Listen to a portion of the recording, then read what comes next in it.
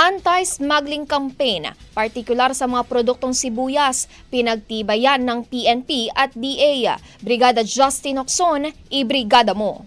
Brigada Live Report.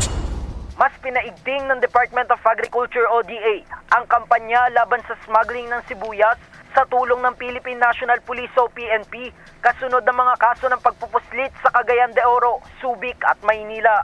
Alinsunod yan sa direktiba ni Pangulong Marcos Jr., katuwang ang bagong Anti-Agricultural Economic Sabotage Act na nagpapalakas sa legal na aksyon laban sa smuggling. Sa paglilibot-libot ng ahensya sa mga palengke nitong mga nagdaang araw, sinabi ni Agriculture Secretary Francisco Chu Laurel Jr. na walang inisyong import permits ang ahensya para sa sibuyas mula nitong Enero, kaya't anumang imported onion sa mga palengke ay itinuturing na smuggled.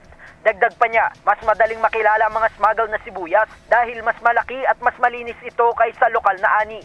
Layo ng DA at PNP na tugisin ang big fish at ang buong supply chain kabilang ang mga broker, driver at retailer. Plano rin ng DA na salakayin ng mga warehouse kung saan umano nakatago ang mga smuggled na produkto. Isa sa ilalim sa laboratory testing ang mga nakumpiskang sibuyas para tiyaking ligtas sa mga ito. Sa mga naunang pagsusuri, natuklas ang may E. coli at heavy metals ang ilang smuggled na puting sibuyas na banta sa kalusugan ng publiko. Nananawagan naman ng DA sa mga vendor na tumulong sa pagtukoy sa pinanggalingan ng mga produkto. In the heart of changing lives, ako si Brigada Justin Ocson ng 105.1 Brigada News FM Manila, The Music and News Authority.